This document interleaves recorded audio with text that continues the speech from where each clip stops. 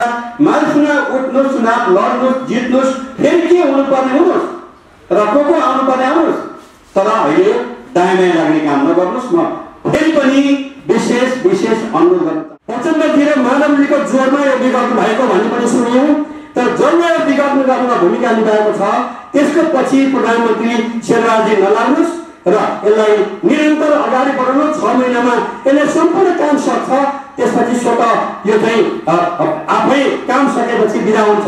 यो काम गर्नको निम्ति बनेको आयोग भएको हुनाले यो भूमि सम्बन्धी समस्या समाधान आयोगलाई निरन्तर अगाडि बढेर काम गर्ने वातावरण बनाउनुहोस्। त्यो तपाईँको हितमा, राष्ट्रको हितमा, जनताको हितमा, वर्तमान संविधानको मौलिक अधिकारको रक्षाको निम्ति, कार्यान्वयनको निम्ति हो सबभन्दा महत्त्वपूर्ण कुरा हुन्छ। यसमा अगर मगर भन्ने काम कसरी नगर्नको लागि माधवजीलाई थै गर्ने धेरै मान्छेहरू छन्। विरोधीहरू जो प्रतिस्पर्धी दर्शनको हिसाबले, सिद्धान्तको हिसाबले, मूल्य मान्यताको हिसाबले, आचरणको हिसाबले भिन्न प्रकृतिका अन्य राजनीतिक शक्तिसँग चाहिँ उहाँले मिलेर जुन आफ्नो पार्टीको अध्यक्षलाई फेरि अर्को अचम्म के छ भने माधवजी 15 वर्ष 3 कार्यकाल पार्टीको फर्स्ट म्यान भएर काम गरिसकेको। केपीओले त एउटा कार्यकाल थियो, एउटा कार्यकाल पुरा गर्न देऊ, त्यसपछि तिमीले बना भनेर चाहिँ उहाँले भनिसक्नुभयो त लिखित मौखिक, तर त्यो नमानेर बिचमै हटाउने काम जुन गर्नुभयो तपाईँ ठिक्क त्यो पोल्यान्डको होइन त्यो धोकेबाज कमान्डरको रूपमा तपाईँ राष्ट्रमाथि, जनतामाथि, अझ यसलाई भनौँ राष्ट्रिय स्वाधीनता, राष्ट्रिय एकता, राष्ट्रिय अखण्डता, सार्वभौमता, लोकतन्त्र र चाहिँ नेपालको कम्युनिस्ट आन्दोलन र जनताको बहुजन जनवादी कार्यक्रमलाई समाजतर्फको यात्रामा अगाडि बढिरहेको पार्टीलाई कमजोर पार्ने काम जुन गर्दै हुनुहुन्छ, त्यसले तपाईँ र तपाईँको सन्तान दर्शनताले तपाईँलाई कहिले पनि माफी दिने छैन। आफ्नो पार्टीलाई कमजोर बनाउने र आफ्नो पार्टीसँग राजनीतिक रूपले सदा सर्वदा प्रतिस्पर्धी रहेको नेपाली कांग्रेसका अध्यक्षलाई प्रधानमन्त्री बनाउनै पर्ने र एमालेको अध्यक्षलाई कुनै हालतमा हटाउनै पर्ने अठोट लिएर जुन अगाडि बढ्नुभयो। नेपालका 3 करोड स्वदेश र विदेशमा रहेका जनताले तपाईँलाई इमानदार कहिले भन्दैन र यसको निम्ति चाहिँ कुनै हालतमा जेठ 31 गते लिपिया दुरासम्मको चाहिँ चिट्ठी नक्सा चलनचल्तीको भाषामा पास भयो। त्यो पास भएको भोलिपल्टै भएर चाहिँ केपीओलाई प्रधानमन्त्री र पार्टी अध्यक्ष हटाउनै पर्ने भनेर जुन अगाडि बढ्नुभयो र 77 असार 16 गतेको बैठकमा त कुनै पनि हालतमा अध्यक्ष र प्रधानमन्त्री दुवैबाट तपाईँ हट्नुपर्छ भनेर चाहिँ अगाडि अब प्रचण्ड कमरेडले अगाडि सार्नुभयो। त्यसपछि माधवजीले त्यही बोल्नुभयो, जैनले त्यही बोल्नुभयो, बान्देवले त्यही बोल्नुभयो, नानीकाजीले त्यही बोल्नुभयो र सचिवालयका 9 मध्ये 5 जना भइसकेपछि अब हाँकेर लाग्न सकिन्छ भन्ने आँट उहाँहरूमा पर्यो, जसको प्रतिफल क्रमशः पछिल्ला दिनका घटनाहरू आइरहेका छन्। आज ऋषिजीले मलाई 2टा प्रश्न राख्नु भएको छ। एउटा भूमि सम्बन्धी आयोग खारिज गर्ने सरकारको निर्णय अदालतमा परेको मुद्दा बारेमा, अर्को 38 वर्ष एउटै कमिटीमा बसेर काम गरिरहेका मेरा आदरणीय हिजोसम्मका नेता पनि हो माधव कुमारले, मलाई त केही थाहा थिएन, उहाँले भन्नुभयो केही नयाँ कुराहरू उहाँहरू गर्दै हुनुहुन्छ भन्ने कुरो छ।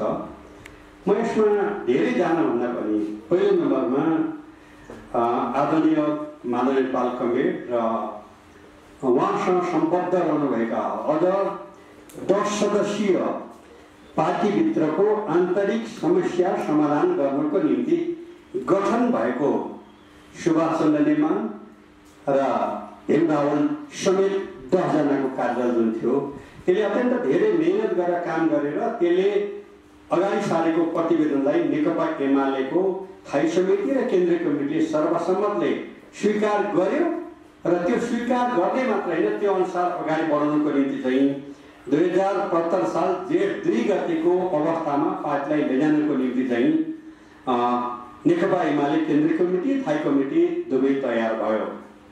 यसको निम्ति गत असार 27 गते पार्टीको स्थायी कमिटीकै बैठकमा गएर भीमरावजीले अध्यक्ष केपीओलीलाई त्यो 10 बुँदे जुन सहमतिको दस्तावेज बुझाउनु भएको थियो, त्यसैगरी त्यही दिन माधव नेपाललाई पनि बुझाउनु भएको थियो।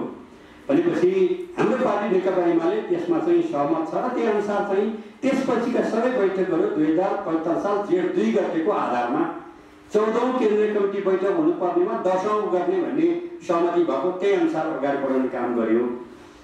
तर सुन्दैछु उहाँहरू त्यो 10 बुँदे जसमा माधव कमरेडले रोज्नु भएका भीमराव समेतका 5 जना र सुभाष नेमाङ समेत नेकपा एमाले वार्ताको निम्ति तय गरेको 5 जना 10 जनाले अगाडि सारेको त्यो साझा आधार जुन थियो त्यसलाई एमाले स्वीकारिसकेपछि पनि माधव कमरेडले त्यसलाई मान्न तयार हुनु भएन भन्ने चाहिँ आयो र जसको कारण उहाँ अब एमालेबाट टाढिँदै हुनुहुन्छ, एमालेलाई छोड्दै हुनुहुन्छ भन्ने हल्ला बजारमा व्यापक छ। त्यो सत्य नहोस्।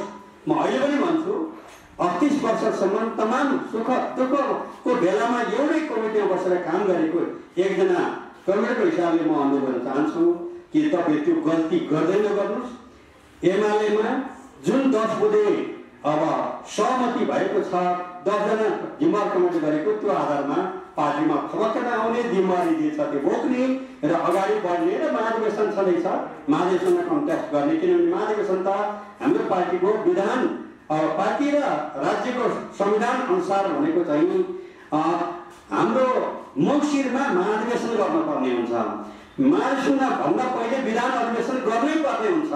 त्यसको निम्ति भाद्र 27 र 28 गते विधान अधिवेशन तय भएको छ र त्यसपछि मङ्सिरको 2 र 6 गते किनभने मङ्सिरमै गर्नुपर्ने, किनभने अब अन्तिम समय पार्टीको महाधिवेशन गर्नको लागि चाहिँ वैशाख 10 गते समय छ। तर आउँदो फागुन चैतमा 753 वटा पालिकाको चुनाव नेपालको 36,000 भन्दा बढ्ता जनप्रतिनिधिको निर्वाचन छ। त्यो बेलामा महाधिवेशन गर्दा अमल लिने सम्भावना हुँदैन। त्यसले गर्दा पुष माघ पनि जाडो इत्यादिले गर्दा गाह्रो हुन्छ। मङ्सिरमा हुने महाधिवेशन छ। त्यसले गर्दा महाधिवेशनमा उठ्नुहोस्, चुनाव लड्नुहोस्, जित्नुहोस्, फेरि के हुनुपर्ने हुनुहोस् र को आउनुपर्ने आउनुहोस्, तर अहिले दायाँ लाग्ने काम नगर्नुहोस्। म फेरि पनि विशेष अनुरोध गर्न चाहन्छु उहाँलाई र यो परिस्थिति आउनुमा ल्याउनुमा मूल भूमिका पनि मेरा मित्र माधव कमरेडले नै गर्नुभयो। उनीहरूले 2077 जेठ 31 गते लिपिया धुरासम्मको चाहिँ चिट्ठी नक्सा चलन चल्तीको भाषामा पास भयो।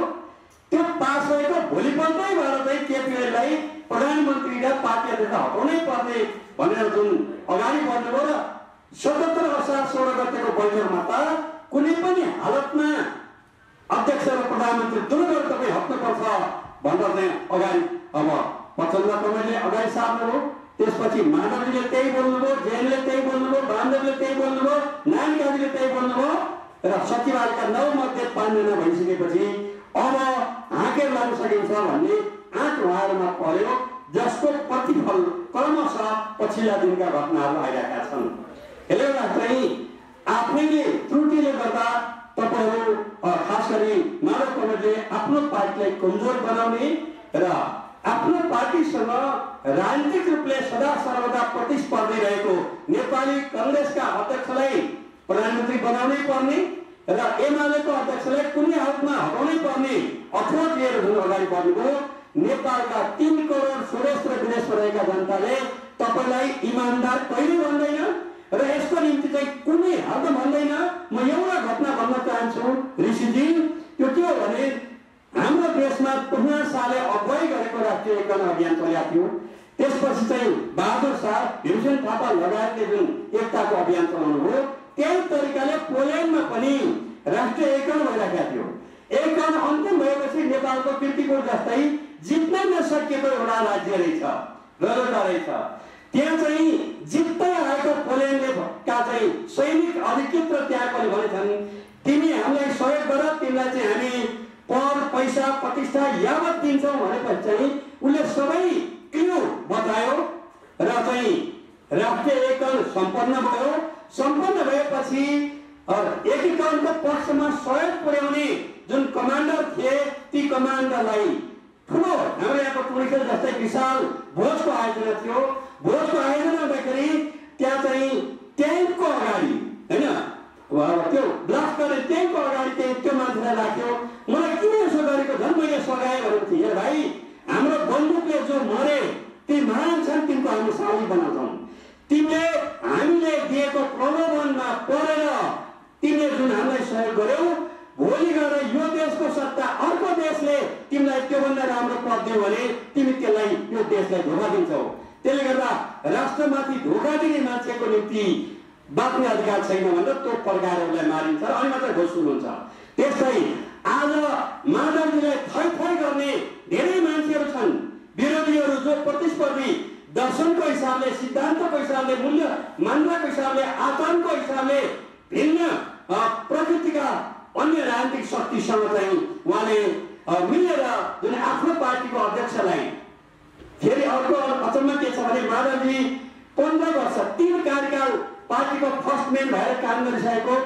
केपी ओली त एउटा कार्यकाल थियो, एउटा कार्यकाल पुरा गर्न देऊ, त्यसपछि तिमीले बना भनेर चाहिँ उहाँले भनिसक्नु भयो। त लिखित मौखिक, तर त्यो नमानेर बिचमै हटाउने काम जुन गर्नुभयो तपाईँ ठिक्क त्यो पोल्यान्डको हैन त्यो धोखेबाज कमान्डरको रूपमा तपाईँ राष्ट्रमाथि, जनतामाथि, अझ यसलाई भनौँ राष्ट्रिय स्वाधीनता, राष्ट्रिय एकता, राष्ट्रिय अखण्डता, सार्वभौमता, लोकतन्त्र र चाहिँ नेपालको कम्युनिस्ट आन्दोलन र जनताको बोझो जनवादी कार्यक्रमलाई समाजतर्फको यात्रामा अगाडि बढिरहेको पार्टीलाई कमजोर पार्ने काम जुन गर्दै हुनुहुन्छ, त्यसले तपाईँ र तपाईँको सन्तान दर्शनताले तपाईँलाई कहिले पनि माफी दिने छैनन्।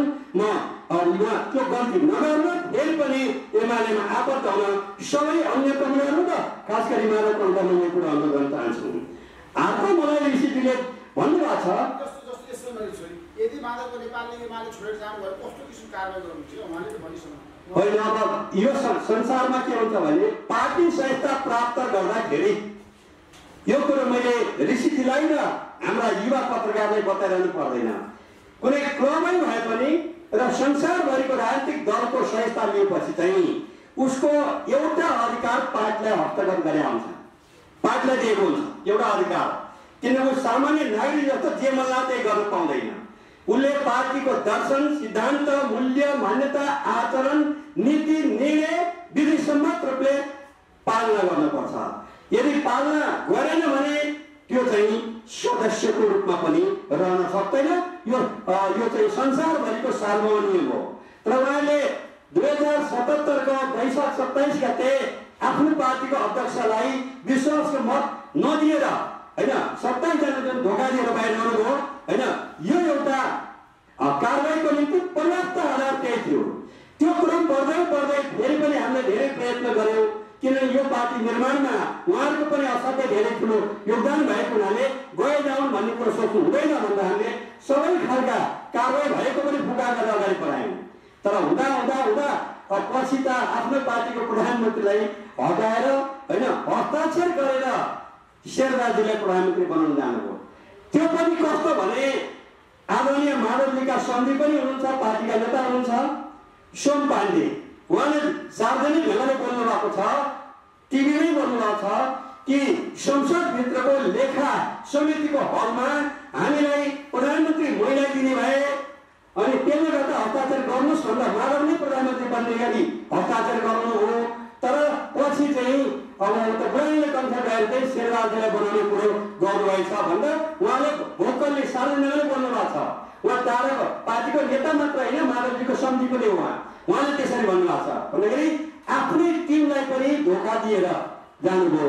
त्यति मात्र होइन, राष्ट्रपतिका लाइन लागेर चाहिँ आफ्नो पार्टीको अध्यक्षको विरुद्धमा जानुभयो र हुँदा सर्वोच्च अदालतमा लाइन लागेर चाहिँ हाम्रो पार्टीको अध्यक्षलाई जसरी पनि हटाउनु पर्यो, नेपाली काङ्ग्रेसको अध्यक्षलाई जसरी बनाउनु पर्यो भनेर जानुभयो। भनेपछि तमाम कुराहरूको चाहिँ पार्टीको कुनै पनि पार्टीको संसारभरिका जुनसुकै नाम गरेका पार्टीको पनि कारबाहीका निम्ति यथेष्ट छन् हैन। त्यसले गर्दा चाहिँ हामी कारबाहीको निम्ति हो भने त उनीहरू सकिन्थ्यो। तर त्योभन्दा पनि अहिले पनि म भनिरहेको छु ऋषिजी, अहिले पनि म भन्दैछु कि अहिले पनि मान्छेबाट भुल हुन्छ, गल्ती हुन्छ, गल्ती करेक्सन गर्नुहोस्। थपक्क त्यो चाहिँ 10 जना कमरेडले बनाउनु भएको सहमतिको दस्तावेजको आधारमा आउनुहोस्, सबै अगाडि बढौँ मैले भन्न चाहन्छु।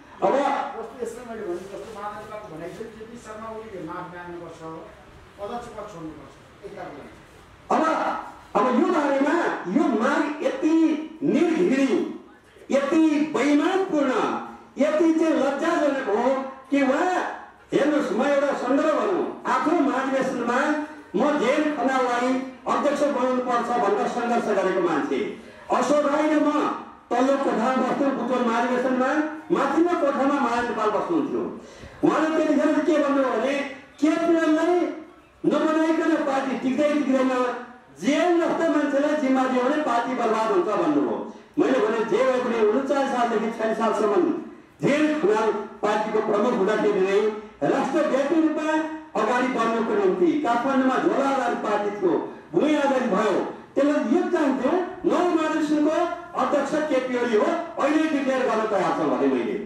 भनेको कुराहरू हो यो जानकारी अशोक राईले अर्कै पार्टीमा जानु हो हाम्रो उपाध्यक्ष हुनुहुन्थ्यो हामीले त्यो भन्यौँ तर मान्नु भएन तर नौ आफैमा केपी नभइकन पार्टी नै चल्दैन भन्ने मान्छे नौमा चाहिँ केपी ओलीका विरुद्धमा चाहिँ उहाँले उम्मेदवारी दिनु हो चुनाव गर्नु हो र त्यो आफै मानिसको बेलामा थाई समितिको दुईटा बैठक भएको थियो बुटोलमै दुवै बैठक मैले अनुरोध के गरेँ भने अहिले सहमतिबाट जाउँ अध्यक्षको पद कमसे कम होइन नौको अध्यक्ष केपी गौड हुनुहुन्छ अहिले चाहिँ सहमति जाउँ भन्दाखेरि चाहिँ नतेर्ने बाध्य माधवजी हो नौमा आफै केपी ओलीको विरुद्धमा लड्नुभयो उहाँ हार्नुभयो केपी ओली जित्नुभयो अब उहाँलाई चाहिँ अध्यक्ष पद छोड्नुपर्छ भन्ने त बोल्ने अधिकार पनि छैन र त्यो नैतिक रूपले पनि मिल्दैन व्यवहारिक मिल्दैन जहाँसम्म अर्को महाधिवेशनमा के गर्ने भन्ने कुरा महाधिवेशन पत्रले फैसला गर्ने हुनाले अध्यक्ष डाइरेक्ट इलेक्सन हुन्छ महासचिव डाइरेक्ट इलेक्सन हुन्छ र चाहिँ महाधिवेशन पत्रले उहाँलाई जिताउन सक्छन् त्यसले गर्दा चाहिँ यस्तो कुरा अहिले निकाल्ने कुरो गलत हुन्छ अहिले केपीओली छोड्ने कुरो पनि आउँदैन र यो पार्टीलाई सशक्त प्रभावकारी व्यवस्थित ढङ्गले लानको निम्ति देशभरिका 3 करोड नेपाली जनताको बीचमा सम्पूर्ण पार्टी सदस्य समर्थकहरूको बीचमा प्रवासमा रहनुभएका सबै नेकपा एमालेलाई माया गर्नेहरूको बीचमा म अनुरोध गर्न चाहन्छु एमालेलाई सशक्त प्रभावकारी व्यवस्थित बनाउनको निम्ति आफ्ना ठाउँबाट चाहिँ सशक्त ढङ्गले लाग्नुहोस् आउनु भयो भने ढोकाबन्द हामी गर्दैनौँ माधव नेपाल लगायतका कमरेडलाई र आउनु भएन भने पार्टीका गतिविधि कुनै पनि रोकिँदैन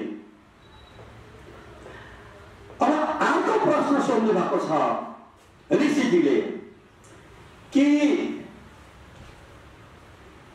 हाम्रो संविधानको धारा मौलिक अधिकारमा किटानी साफ रूपमा चाहिँ अगाडि बढाएको के छ भने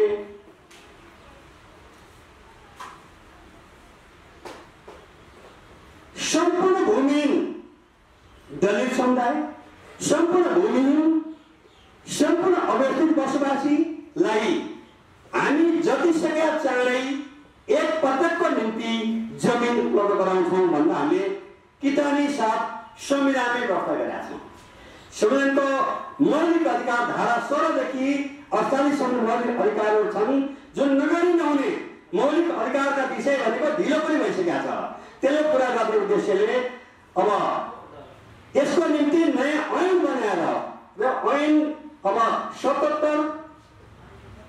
2075 मा चाहिँ अब 76 मा ऐन पास भयो ऐन पास भएपछि 77 वैशाख 1 गते यो चाहिँ भूमि सम्बन्धी समस्या समाधान आयोग गठन भयो देवी गिवालीको नेतृत्वमा र सबैको नाउँमा भ्याउन उपयुक्त भ्याउँदिन तर त्यो आयोगमा बसेका जिम्मेवार मान्छे भनेको चाहिँ अहिले सरकारमा भएका प्रचण्डजी भन्दा लामो इतिहास भएका देवी गिवाली भनेको जतिखेर प्रचण्डजी हाई स्कुलको हेडमास्टर हुनुहुन्थ्यो देवी गिवाली पूर्णकालीन पार्टीको भएर चाहिँ गाउँ गाउँमा भूमि किसान जनताको बिचमा काम गरेको व्यक्तित्व उहाँको अध्यक्षतामा र प्रदेश 1 बाट चाहिँ गोपाल गुरागाई जो उहाँभन्दा उमेरमा पनि पाएको राजनीतिक जीवन पनि पाएको हुनुहुन्छ त्यसै गरी सुदूर पश्चिममा दीपक देवकोटा लगायतका हुनुहुन्छ र यसरी चाहिँ यो आयोगले यो देशका भूमिहीन जनताहरू भूमिहीन किसानहरू भूमिहीन दलितहरू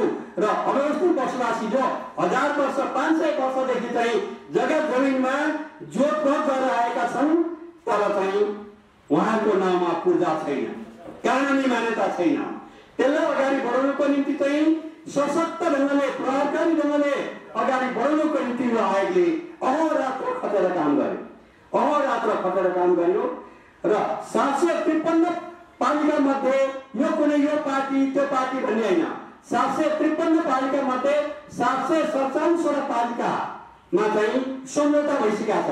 यो कुनै अचानक मासबाट गर्ने भन्दा पनि गाउँपालिका त्यसको रेस्पोन्सिबल हुन्छ र त्यसमा चाहिँ 747 पालिकाले हस्ताक्षर सम्झौता गरिसकेका छ। त्यसमा कांग्रेस पनि छन्, त्यसमा राप्रपा छन्, माओवादी पनि छन्, त्यहाँ जसपा पनि छन्, सबै छन् र यसरी यो काम कुनै एक पक्षीय वा यो वा त्यो पक्ष भन्ने होइन। गाउँ गाविस भनेको 36,000 जनप्रतिनिधि छन्, उनीहरूसँग सम्झौता भएर अगाडि बढिरहेका छन्। त्यसमध्ये अब 513 पालिकाले चाहिँ 35 दिने सूचना जारी गरिसकेका छ फर्म पहिले वितरण गरेको आधारमा। यदि त्यो आएका कुरामा साँच्चैको भूमि हो कि होइन, साँच्चैको दलित हो कि होइन, साँच्चैको पाउनुपर्ने हो कि होइन भन्ने कुरा चाहिँ अगाडि बढाउनुको निम्ति सूचना टाँसेर चाहिँ त्यो कलेक्सन भइरहेका छ। 319 पालिकाले लगत सङ्कलन गरिसकेका छ। 753 मध्ये 319 पालिकामा लगत सङ्कलन भइसकेका छ र जसमा 2,70,960 भूमिहीन दलित र गैर दलित भूमिहीन जुन छन् उहाँहरूको फर्म कलेक्सन यो चाहिँ वेबसाइटमा त्यहाँ अगाडि बढाउने काम भइसकेका छ र 9,32,801 परिवार जो चाहिँ अव्यवस्थित बसोबासी अर्थात् युगौँदेखि बस्दै आएका छन्, लगातार 10-20 वर्षदेखि बस्दै आएका समेत कतिपय ठाउँमा त 1000 वर्षदेखि बसेका छन्, पूर्जा पाएका छैन। त्यस्तो मेची माएका तरा हिमालमा धेरै ठाउँमा छन्। त्यो सबै ठाउँमा अवस्थित बसोबासी जसले ज्योति भोगी त आएकै छन् तर पूर्जा पाएका छैन। जस्तो उदाहरणको निम्ति चाहिँ चितवनबाट चाहिँ नापी गयो र चेपाङ बस्तीमा हेर्यो, चेपाङका जङ्गलमा बस्ने जङ्गलका बिचमा छात्राहरू छन्, एउटा जङ्गल भन्यो त्यहाँ चाहिँ दर्ता गरेन। यसै गरी राउटे, कुसुन्डा, दराई, जिरेल, सुरेल, बनकरिया, थामी, चेपाङ होइन धिमाल, बोरम लगायतका र मुसलचमा, गोम, खपे, अखर लगायतका चाहिँ असाध्यै पछाडि परेका समुदायका बस्तीमा सबभन्दा बढी यस्तो समस्या चाहिँ रहेको छ। र त्यसले गर्दा त्यो जुन चाहिँ 9,32,801 परिवार जुन अवस्थित बसोबासी छन् त्यसको चाहिँ अवस्थित बसोबासीहरूको लगत सङ्कलन भइसकेका छ र 222 मान्य तहबाट 1,82,000 निवेदन यो अवस्थामा लानुपर्छ भनेर चाहिँ यो अब रेकर्डमा आइसकेको अवस्था छ। यसरी काम अगाडि बढिरहेको बेलामा यसलाई विघटन गर्नु भनेको यो चाहिँ भूमिहीन किसानमाथिको आक्रमण हो, दलित भूमिहीन किसानमाथिको आक्रमण हो। अवस्थित बसोबासी ती दुईटै जोडा 11 लाख परिवार जुन छ त्यो परिवारमाथिको यो सरकारले आक्रमण गरेको हो र त्यो अदालतमा मुद्दा पनि भइरहेका छ। र म मेरा मित्र शेरबहादुरजीलाई प्रधानमन्त्रीलाई अनुरोध गर्छु, तपाईँले पछिल्लोतिर मानव नेपालको लडाइँमा लागेर यो खारिज गर्न चाहिँ खारिज कन्टिन्यू गर्नु हो भने त्यो 11 लाख जनता जो यो हातमा पूर्जा पाउन तयार भएको मान्छेले पाउँदैनन्। तपाईँले मेरो थाल्नुभयो भने पनि त्यसले असाध्यै ढिलो हुन्छ। यसमा कुनै एउटा घर मात्रै एउटा परिवार मात्रै अन्यायपूर्ण निर्णय भएको भए त्यसलाई खारिज गर्नुहोस्, हामी नै भन्छौँ त्यसो गर्नु।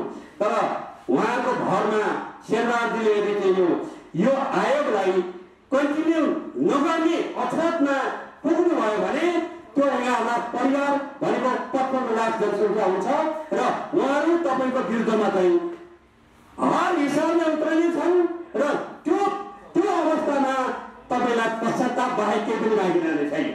यसले गर्दाखेरि चाहिँ यो कुनै व्यक्तिको सवाल होइन र हाम्रो संविधानले गर्नै पर्ने अथवा बिरालेको निर्णय गरेको र यो संविधान आइसकेपछि जतिका चाँडै गर्नुपर्ने कुरामा ऐन बनाउँदाखेरि चाहिँ जस्तो पूर्व उपसभामुख पूर्णकुमारी सुवेदीजीको अध्यक्षतामा समितिमा थियो, त्यो समितिमा यस बारेमा एक्सपर्टको हिसाबले ब्रिफिङ गर्न मलाई पनि बोलाउनु भएको थियो। 2 दिन 3 दिनको बैठकमा 4 घण्टा 10 घण्टा मैले पनि विचार व्यक्त गरेको छु। यसरी सबैहरू पास गरेको ऐनको आधारमा यो आयोग बनेको छ। हजुरको घरमा केपी ओलीको सनकको घरमा बोल्यो कि भन्ने जुन भ्रम कसैमा छ भने त्यस्तो होइन र यो सम्मानित प्रधानमन्त्रीले यो देशका एक परिवार पनि भूमि रहनु हुँदैन, एक परिवार पनि अवस्थित बसोबासी रहनु हुँदैन, सम्पूर्ण नेपालीका सन्तान उत्तिकै सम्मानित छन्, तिनको नाममा दर्ज गर्नुको निम्ति अगाडि बढ्नुपर्छ भनेर यो आयोगले काम गरिरहेको छ। र मलाई विश्वास छ अरूले जसुकै अप्ठ्यारो गरे पनि सर्वोच्च अदालतले यी 11 लाख परिवारको विरुद्धमा लात हान्ने छैन।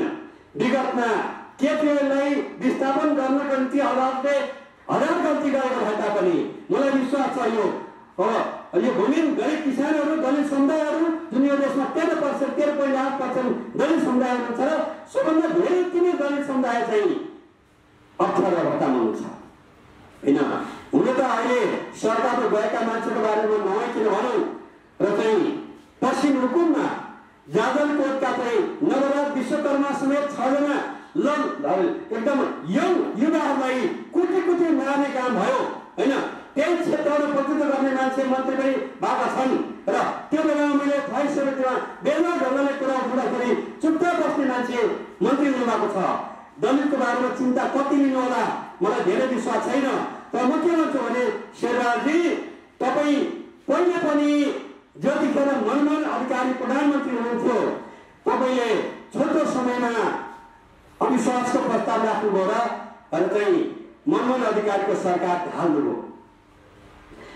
ढाल्नु भइसकेपछि तपाईँ प्रधानमन्त्री भइसकेपछि तपाईँले यो चाहिँ सिंहदरबारको होइन यो चाहिँ योजना आएको हलमा तपाईँ प्रधानमन्त्री हुनुहुन्थ्यो, प्रथम राष्ट्रपति राममोहन यादव क्याबिनेट मन्त्री हुनुहुन्थ्यो, लगायतका 9 जना क्याबिनेट मन्त्रीहरू राखेर म केशव बराल र हाम्रो उच्चस्तरीय भूस्तर आयोगको सदस्य डाक्टर चाहिँ शिव शर्मा, त्यसै गरी चाहिँ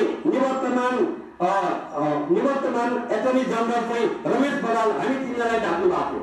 ल ब्रिफ गर्नुहोस् यो चाहिँ भूमि समस्या कसरी हल गर्ने तपाईँले गरेको अध्ययन। हामीले 4 घण्टा त्यहाँ ब्रिफिङ गरिरहेको थियौँ। म सम्मानित प्रधानमन्त्रीलाई यो सम्झाउन पनि म चाहन्छु। त्यसले गर्दा म के तपाईँलाई अनुरोध गर्न चाहन्छु भने यो एउटा कुनै पार्टीको विषय होइन र 5 सालमा कांग्रेस पार्टी स्थापना भयो, 6 सालमा कम्युनिस्ट पार्टी स्थापना भयो। स्थापना कालदेखि कांग्रेस र कम्युनिस्ट दुवैको चाहिँ ख्वाब र लक्ष्य हो यसलाई डिरेल गर्ने र यो विगतलाई करेक्सन गर्ने, कन्टिन्यू गर्ने, अगाडि बढाउने। अदालतले चाहिँ विगतलाई बदल त गरिसकेका छ, फेरि पनि एक गते चाहिँ दुवै थरीले ढाकेको छ। त्यहाँ म अनुरोध गर्न चाहन्छु शेरबहादुरजीलाई कि यस्तो कुरा नगर्नु। जहाँसम्म केही मान्छेले केपीओले पनि त विगतमा गरेका थियो नि, अनि सरकार नयाँ बनेपछि हट्नु पर्दैन भन्ने हल्ला पनि मैले सुने। म तपाईँलाई भन्न चाहन्छु 74 को निर्वाचन सकिएको थियो, केपीओलीको चाहिँ सरकार बनिसकेको थिएन। निर्वाचन सकिएपछि तपाईँले किसान आयोग बनाउनु भयो, जसमा माओवादी र नेपाली कांग्रेसका मात्रै सदस्य राखेर बन्नुभयो। तर पछि केपीओलीको सरकार बन्यो, त्यसको 4 वर्षीय कार्यकाल अवधिभरिमा केपीओलीले कुनै विगत गर्नु भएन, एकजना पनि एमाले थिएन र माओवादी र नेपाली कांग्रेसका नेताहरू नै त्यसमा हुनुहुन्थ्यो। यस्ता धेरै छन्। त्यसले यस्ता प्रकृतिका आयोगहरूलाई यत्तिकै चाहिँ त्यो विगत गरेर जनतामाथि कुठाराघात गर्ने अपराधबाट बस्नुहोस्। प्रधानमन्त्री शेरबहादुरजी, तपाईँ लामो समयदेखि अब हामी सँगसँगै लोकतन्त्रमा लड्दै आएका हौँ, धेरैचोटि सँगसँगै लाठी खाँदै आएका मान्छे पनि हौँ। त्यसले गर्दा यो भूमिहीन किसानहरू, दलित भूमिहीन किसानहरू र अवैध बसोबासी जनताहरूमाथिको जुन आक्रमण कसको निर्देशनमा तपाईँले गर्नुभएको छ, मैले सुनेको चाहिँ प्रचण्डजी र माधवजीको जोरमा यो बिगाउनु भएको भन्ने पनि सुन्यौँ। तर जसले यो बिगाउनु गर्नुमा भूमिका निभाएको छ त्यसको पछि प्रधानमन्त्री शेरबहादुरजी नलाग्नुहोस् र यसलाई निरन्तर अगाडि बढाउनु। 6 महिनामा यसले सम्पूर्ण काम सक्छ, त्यसपछि स्वतः यो चाहिँ आफै काम सकेपछि बिदा हुन्छ। यो काम गर्नको निम्ति बनेको आयोग भएको हुनाले यो भूमि सम्बन्धी समस्या आयोगलाई निरन्तर अगाडि बढेर काम गर्ने वातावरण बनाउनुहोस्। त्यो तपाईँको हितमा, राष्ट्रको हितमा, जनताको हितमा, वर्तमान संविधानको मौलिक अधिकारको रक्षाको निम्ति, कार्यान्वयनको निम्ति हो सबभन्दा महत्त्वपूर्ण कुरा हुन्छ। यसमा अगर मगर भन्ने काम कसरी नगर्नको लागि म अनुरोध गर्न चाहन्छु। नेतृत्वमा नहुँदाखेरि यो जुन बहुपदीय चाहिँ संरचना जानुपर्छ पार्टी भनेर उहाँले नै लड्नु भएको थियो। कस्तो कस्तो हिजोको दिनमा चाहिँ केपी ओली चाहिँ नेतृत्वमा नआउँदाखेरि बहुपदीय संरचना जानुपर्छ, अधिकार सबै एकै व्यक्तिमा केन्द्रित हो भनेर चाहिँ उहाँ लड्नु भएको। अहिले आएर उहाँ चाहिँ अब अध्यक्ष र महासचिव बाहेक सबै चाहिँ मनोनित गर्नुपर्छ भनेर लाग्नु भएको छ। यो उहाँको हिजो बोलेर आज बोलेको बोली अलि मिलेन नि होइन? होइन, तपाईँले एकदम गलत सुन्नुभयो। प्रश्न के हो भने बहुपदीय अहिले पनि हटाएको छैन। बस्नुहोस् न, तपाईँको प्रश्न आइसकेको छ र यसमा चाहिँ अध्यक्ष र महासचिव र सम्पूर्ण केन्द्रीय सदस्य डाइरेक्ट हलले चुन्ने 255 केन्द्रीय सदस्य त्यही विजय मध्ये विगतमा के भयो भने बहुपदीय हलबाट सोधै गर्दाखेरि सबै प्रदेशका परेनन् र अहिले के सोचेको छ भने 7 जना सचिव हुन्छन् पदहरूमा, 7 जना सचिव 7 वटा प्रदेशका हुन्छन्। त्यसपछि चाहिँ उपमहासचिव 2 जना हुन्छन्, त्यसमा 1 जना महिला 1 जना पुरुष हुन्छ, त्यसमा दलित पनि हुन सक्छ, अरू पनि हुन सक्छ। 2 जना उपाध्यक्ष हुन्छन् जसमा चाहिँ भिन्नै लिङ्गको पुरुष वा महिला, पुरुष अध्यक्ष भयो महिला हुन्छ।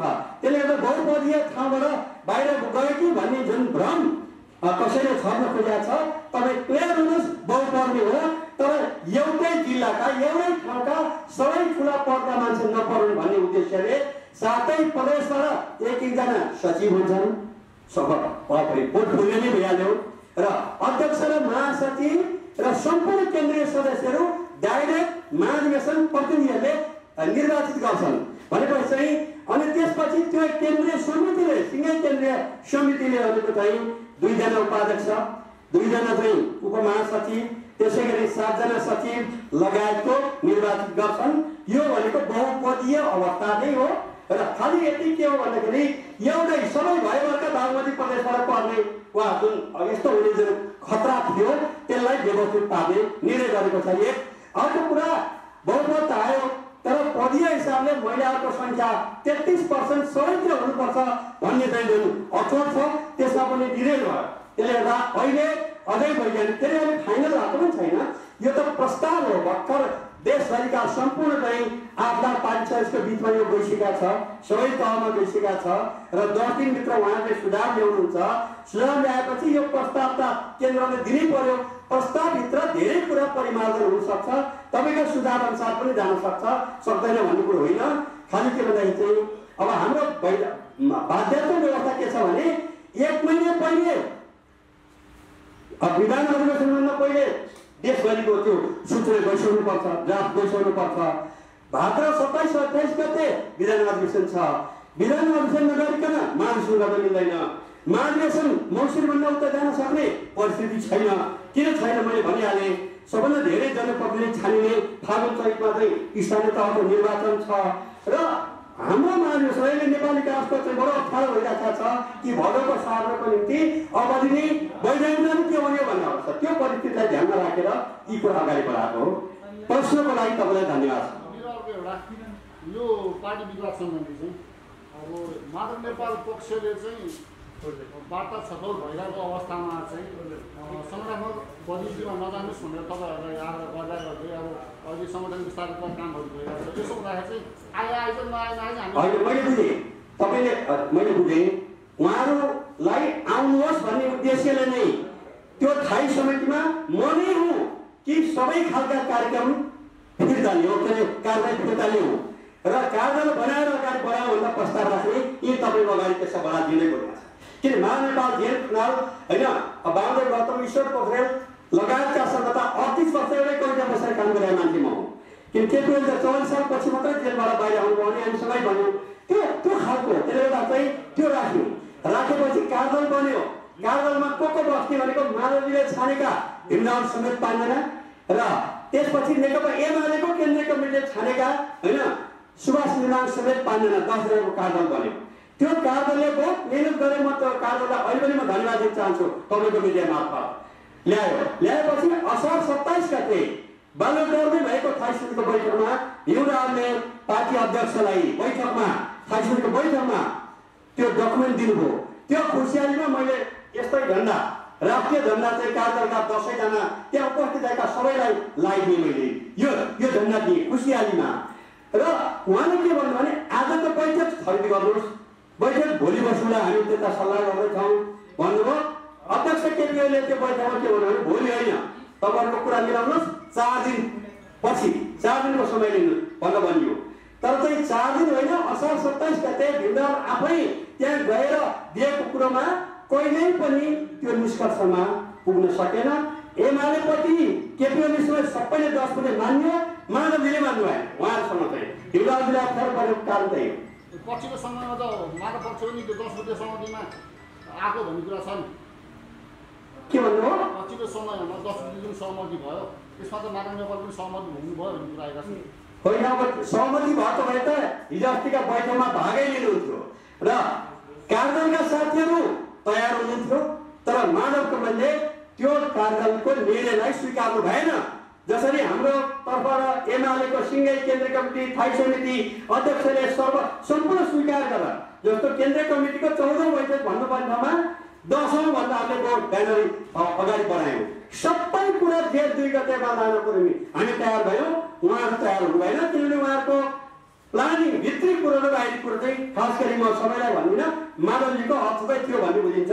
किन उहाँहरू धेरै कुरा कसम खाइसक्नु भएको छ, के को निम्ति कसम खानु भएको छ, के भविष्यमा यो उजागर हुँदै जाला।